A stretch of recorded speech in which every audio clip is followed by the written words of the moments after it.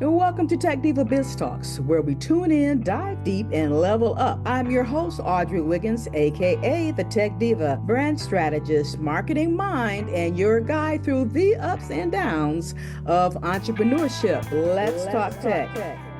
Welcome back to Tech Diva Biz Talks, where we keep it smart, sassy, and strategy-packed for entrepreneurs who are ready to shine. I'm your host, Audrey Wiggins, aka the Tech Diva, and today we're diving into one of my favorite marketing powerhouses, podcasting. Sure you didn't know that, right? Oh my gosh. But here's the truth. Not all podcasts are created equal. Some build authority, visibility, and clients. Others just noise. That's why I brought in the queen of podcast strategy herself, Virginia Elder, host of Podcasting for Financial Professionals. She knows exactly how to help service-based business owners turn their podcasts into a client-generating, authority-building machine. Was that a mouthful, Virginia? Yeah, but it's right. I mean, how do you shorten that? Like that's what you want to do with your show. You don't want to just be the noise. Exactly. Okay. So from workflows to SEO, from listener engagement to client conversion, Virginia's going to spill the secrets that take podcast from just a show to a business asset. So if you've been thinking about starting a podcast or you've got one and it's not bringing the results you're looking for, this conversation is your wake-up call. Virginia Elder, welcome to the Tech Diva Biz Talks. Thank you for having me. Yes, you are welcome. So before we take our first break, give us a couple of fun facts. Fun facts. Okay. Yeah, some personal stuff that you wouldn't know. Yeah. So you might have heard I host and produce shows for financial professionals. So the reason I got into this is because we very much so experienced our own personal finance journey. And literally, y'all, podcast saved me. Like, not even kidding. I would drive to and from work. And, at the time I was working for corporates, I'd be working my spreadsheets all day because I'm in accounting or was in accounting. Yeah. And these personal finance podcasters, I mean, they taught me how to get out of debt. They taught me how to invest. They taught me how to start thinking about things strategically and set up accounts for my kids. They saved us for real.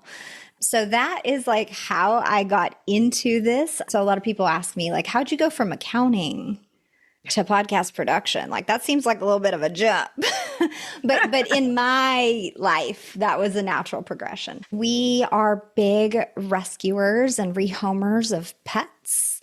So I counted up the other day, and we have, over the past 20 years, rescued, adopted, or rehomed 11 dogs and cats. Oh, that's awesome. Thank you. Yeah, I can't resist like a little furry baby. Yeah. So one of my dogs right now, he is 108 pounds. He's a big boy and he like big hugs. Oh. So you should have brought him in the interview. well, he's laying on the floor right next to me, but we can't quite see him. Okay. Oh, if he wakes up, he might come in and try to get a lick in. Yeah, he might, especially if somebody comes to the door or something. He'll be. Mm-hmm.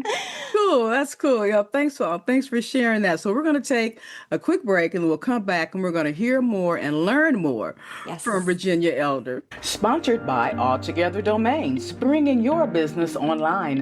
Whether you are launching a new venture or leveling up your brand, altogetherdomains.com helps you secure your digital real estate the smart way. Visit altogetherdomains.com.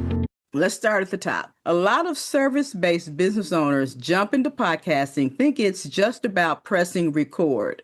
From your perspective, Virginia, what's the biggest mistake they make when trying to use podcasting as a marketing tool? The number one thing is really not having a clear message followed by a clear call to action.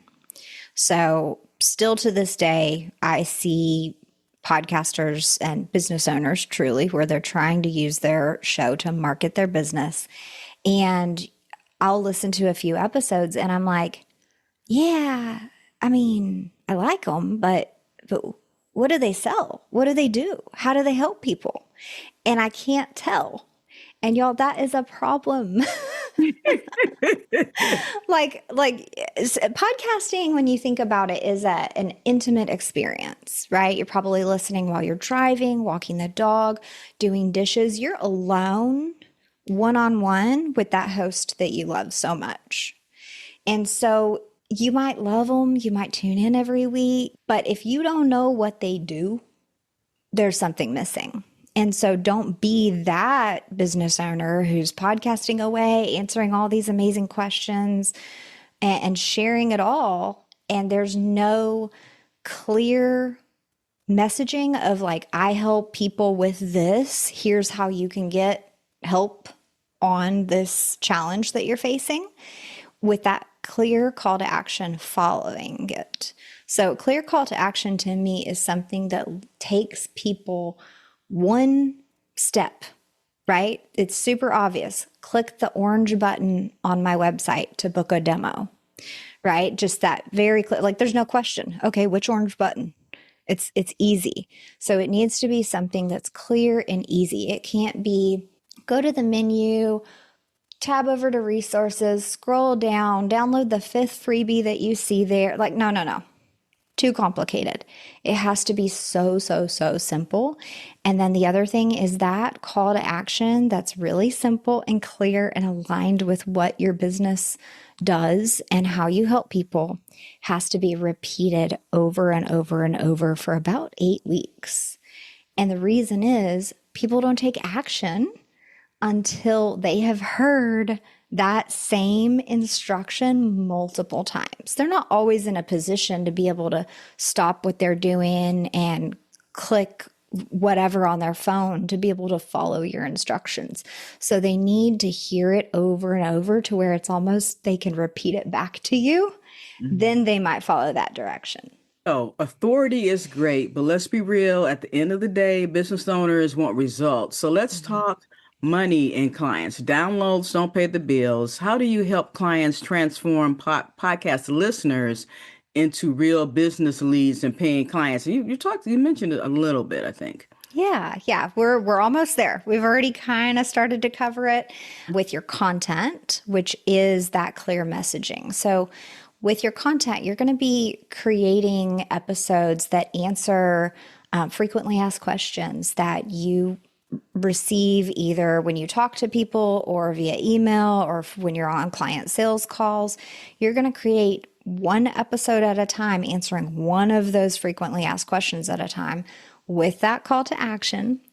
When people follow, let's just say a call to action to download a freebie, right? So they download this amazing free PDF, gets them that quick win. They love it. From there, you have their email and their name because that's how they got that download. You then are going to use an email subscriber platform to start giving them more information, to start nurturing them, to answer more of their frequently asked questions, to share that you have a new podcast episode out. And it's not about like being annoying. Trust me, if they listen to your show and they downloaded your thing, they want more of you. So throw that fear out the window. And what happens is in time, they listen to your show, they're getting your emails. At some point, they're going to buy. And there are things you can do to push that purchase event up sooner in the process. But they need to know, again, even in your emails, very clearly what they can buy from you, whether it's your services, your products. It doesn't have to be salesy either. It can just be woven into the conversation. Like how we're talking about. I mean, I think from this already, you know that I do podcast production services. You know that I help people tweak their podcast and make it convert. So it can be woven into the conversation naturally. It doesn't have to be salesy or weird, or you don't have to be afraid that you're being annoying or anything like that. But the email and podcast combination are really key. And then within that loop, to loop those two things together is going to be solid messaging and solid calls to action in both your podcast and your emails. All right. So those are the people who have committed. So there's this other group that says, I don't have time for a podcast. How do you reframe that conversation and show them what's really possible? Yeah. So podcasting is challenging because it builds listenership over time. If you go back even in your stats, Audrey, I bet some of your first episodes have the most listens simply because they've lived out there the longest. And so that is a challenge. What podcasting does for a brand is not just this quick hit social media. I saw your reel, cool, I put a heart on it, whatever. I don't even know who you are. Like, right? Like podcasting is the very first step in really establishing a relationship. We don't have a relationship with anybody we see on social media unless you're constantly commenting on their posts and DMing them. And even, yes, that can be like a nurturing funnel. But podcasting is something where not only have you committed to show up every week or every other week, but they're committing to showing up. And a lot of times it's them committing to themselves for this improvement that you offer. So you can really build a community around your show. You can really share resources very easily, like in the descriptions and the show notes. You can have all kinds of links, whether it's your own products or affiliate products. And this long form content gives you much more of an opportunity to really dive deep into something. And that's where it's important for, financial professionals, medical professionals, law professionals, all of these kind of like scary, like professions or services that I'm saying scary to like the typical public, right? Like it's a little bit scary to say, okay, well, I need an attorney. Let me do some research. Who do I talk to? Like everything feels like such a big commitment. But if that attorney had a podcast and I could feel like I get to know them and I can hear their perspective, I'm almost already sold before I call them up. So this long form style gives you a lot more opportunity than these short, quick hit reels and stories and stuff that really is like fast, empty high in a way, rather than this long-term thing that you really feel like you fall in love with it. Yes, definitely. And I'm going to use that word. I love that you bring both strategy and structure because the podcast isn't just content, it's a system. So let's peek behind the curtain a bit. Consistency is everything, but it doesn't have to be chaos or bring, it doesn't be chaotic, right? So what does a smooth, efficient podcast workflow look like and how do you help your clients set it up? Yeah.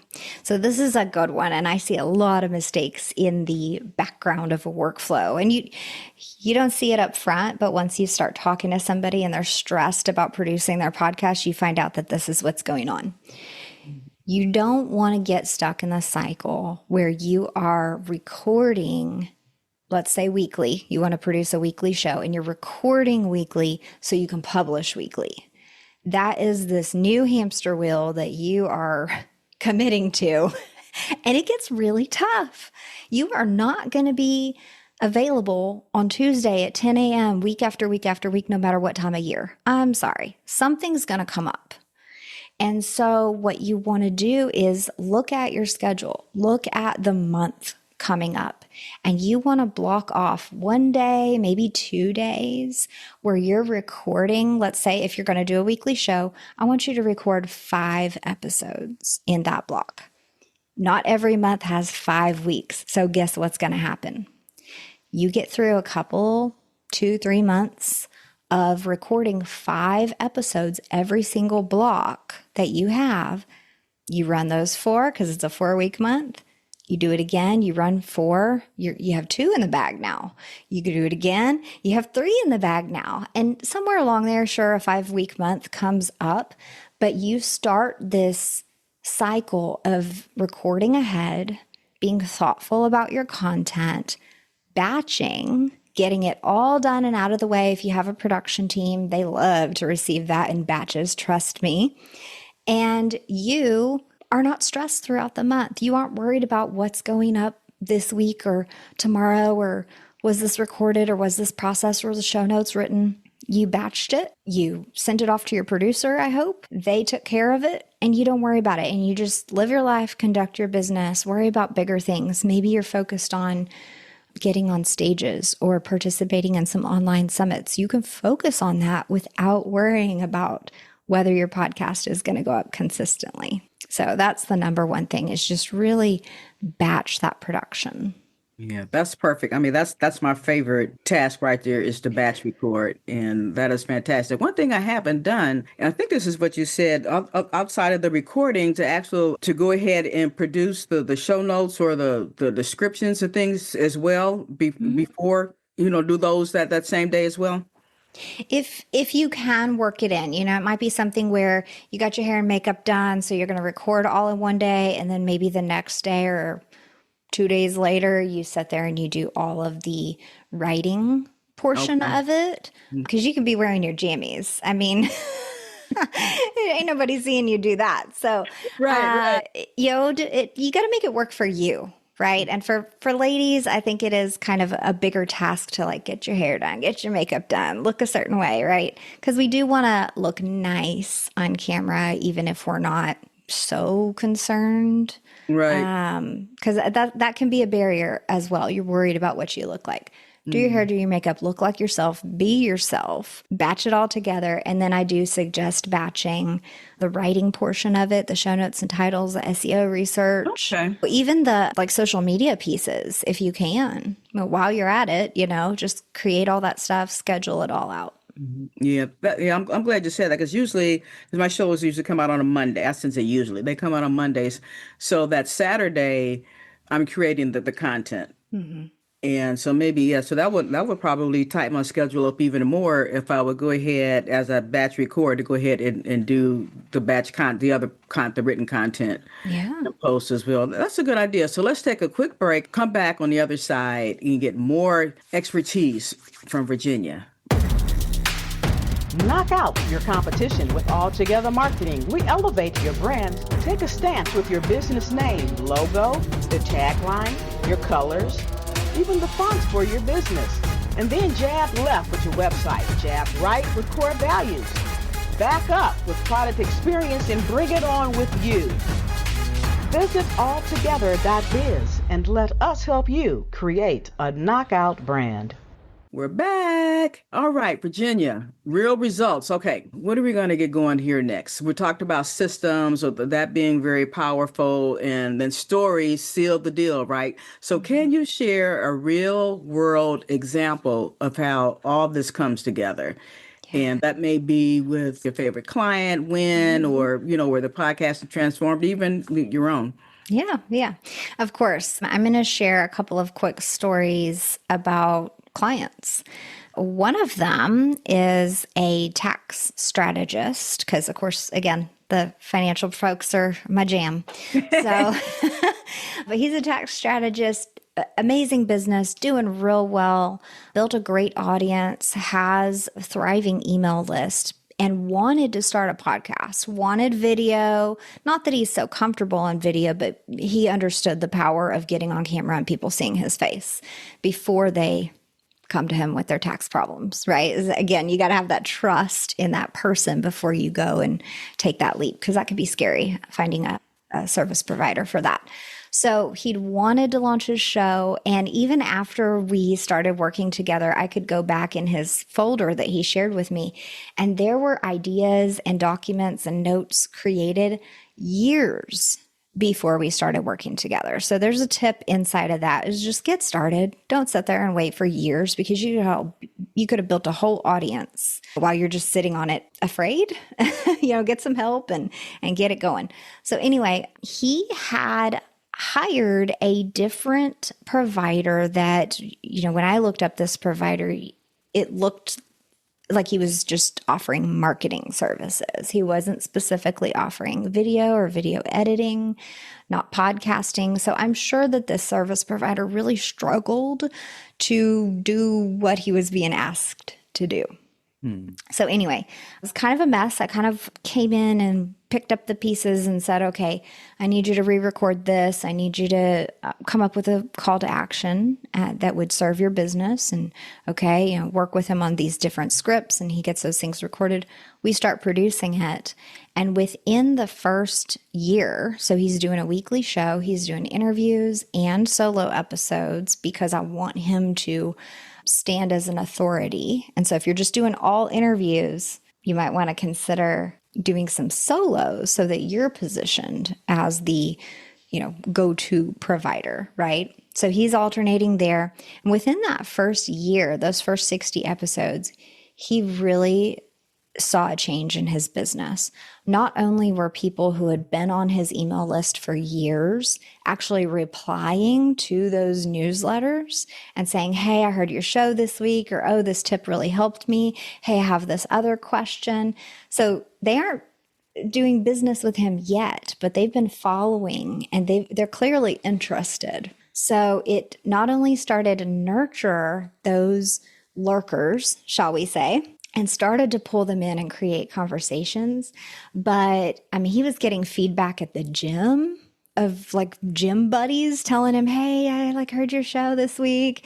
And not all that just to boost his ego, right? They would actually start asking him tax questions. So these were very much wins for him. And it transitioned his business from almost operating in a silo to being this public thing that people were just talking to him about at random situations. His friends and family, of course, but then other business owners that shared in his same high rise where he has his offices out of. The guy across the hallway would be like, hey, can we talk tax strategy at some point? I'm really curious about your fees and how does this work within that first year? And so that is a huge win because a lot of business owners do podcast for a long time. It is, I'm going to say, an 18-month minimum commitment to really start to get some traction. At first, it's just your mom and your best friend listening. Okay, let's just be honest. Some sharing on social media, some sharing, maybe you go to conferences, maybe you do already have an email list and sharing your podcast with that list. Yes, there are ways to build your listenership quickly, but it is a slow go, especially if you're not employing SEO in your titles or your show notes. So quick wins there for him, and started to get clients from his podcast right away through these different conversations. Another financial advisor, he's actually based out of Canada. So that was really neat to get to produce a Canadian show. And here I am in the US. And so his content's a little different just because of, Canadian retirement funds and terms and different rules are a little bit different than here in the US. But again, he had started his show with a different provider, was kind of frustrated, wanted to create more space in his schedule. Financial advisors are busy. There are times of the year where they book client calls back to back to back to back because they're trying to reach out to everyone and have a conversation about, the current status of your retirement accounts, right? And so he was feeling really stressed with his workflow. We talked about batching. We came up with a strategy. I worked with his admin in his physical office to help her schedule out his calendar, right? Kind of tell him where to be when. And on top of that, we reworked some of their messaging and helped them connect with their listeners more deeply. We talked about how, sure, to have 50% of your audience to be US based listeners, that's nice. And that's a fun metric and boost your numbers. But how much is that really helping you if you're a Canadian advisor? No. We need to be talking about Canadian specific retirement plans and terms and defining things and answering questions from your Canadian audience so that, and that's kind of like a niching conversation. And so with these changes, very similar occurrence. He started getting calls back. People would book with his admin to be able to have a call with him because it's just kind of how That's how they structured it. Everything went through her. Again, people that had been following the brand knew of him, knew of his work, but maybe they were with a different financial advisor, or maybe they didn't have a finance guy. They started reaching out because they started to feel like they got to know him, his perspective, his style. That trust was built through his show. And again, within the first year that we were working together. So yes, the results are slow sometimes, but when you start to feel those conversations happening in real life, at the gym, across the hallway, people that have been on your email list for maybe a couple of years, they're finally reaching out. And those are some serious wins. So let's talk polish for a moment then. We did the batching and niching. What are some basic, must-have pre-recorded elements every serious business podcast should include and why they matter? Yeah. So the easiest way to get your messaging and your call to action out, like from the top without having to repeat it all the time, is to script if you need it and pre-record your intro, your outro, and I even recommend a commercial for your own services or products. So for my business owners, they don't have sponsors. The sponsor is their business, right? Their own product. So, mid-roll, within the first 20% of their episode, we've got a commercial that is them talking about a certain product or service. Usually I'm going to recommend it be something that's low lift. So it could be a free thing that gets them on the email list. It could be a $7 ebook, right? Like just something that's like low commitment. You're not going to sell like a $2,000 course on a podcast commercial for the most part, unless you were just one of those people that's been doing this for 15 years. So identify what that low lift item is and create a commercial for your business, for your show. Be personable, tell how you help people and how this specific thing you're offering is going to help guide them in the right direction and solve their problem, right? And so when you have those 3 elements, you can drop those into any episode. And these days there's dynamic advertising available on most podcast platforms. So you can change the intro, outro, or commercial. And when you drop in that new one, it goes across all your episodes. It's some really cool like tech stuff that we can do in the podcast space these days. Yeah, love that. All right. So let's land this plane. Which results and inspiration? Okay. Because if you're going to put we're going to put our voices out there, right? We've got to know what success looks like. Mm-hmm. All right. So vanity metrics, we'll talk, quickly about that. They're fun, but they don't always move the needle. So, how many downloads did you get? Which metrics or milestones really matter when we're podcasting to grow a business? Yeah, absolutely. So of course, first things first, everybody's going to look at sales. Did I make a sale from my podcast?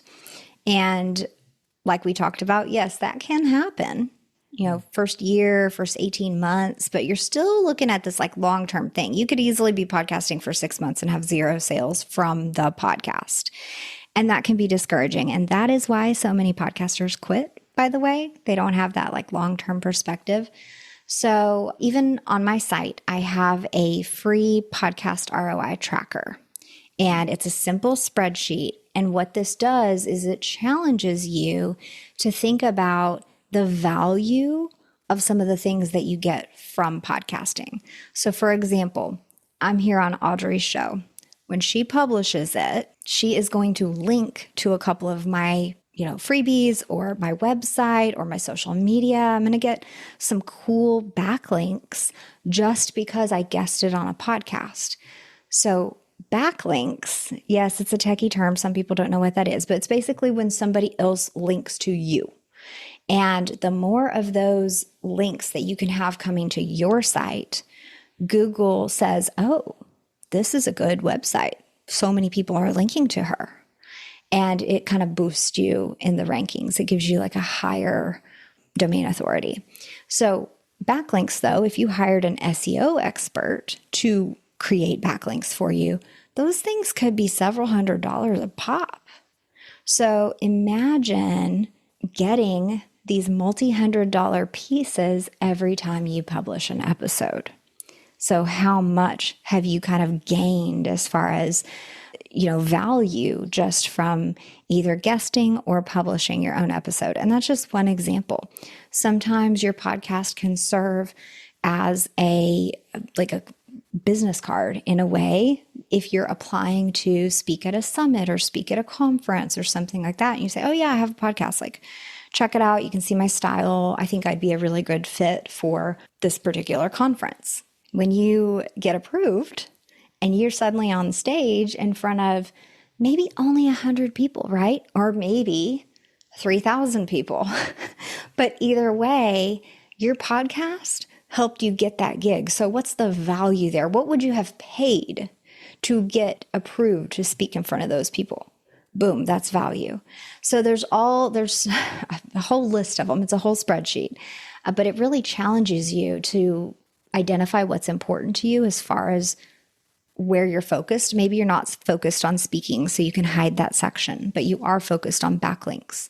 So you would, hone in there, and you can really see the numbers start to add up. It challenges you to assign values to those things and track yourself throughout the year. Okay, I got 1 speaking gig. Okay, I got 5 backlinks because I guested on a bunch of shows in December.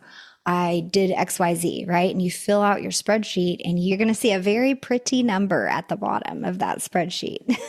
Fantastic. That's what we want to see. Pretty numbers.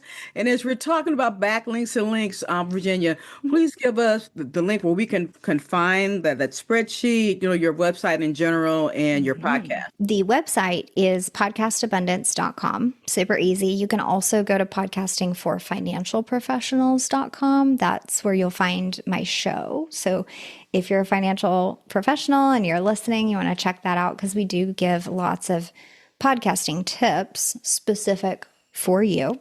So you want to check that out. The ROI tracker is at podcastabundance.com/ROI-tracker. Tech Diva Nation, make sure that you plug into those links. Again, they'll be in the show notes, in the website, just like she said, it'll be some backlinks there for you to be able to plug into Virginia and what her and her team are doing over there.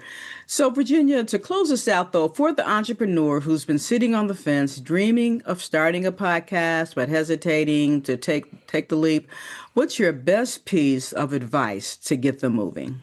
Yeah. So there are some very simple tools out there. I recommend Riverside FM to record. They have implemented editing options in there. There's some really cool AI features. You could even get reels and shorts cut out of what you've recorded.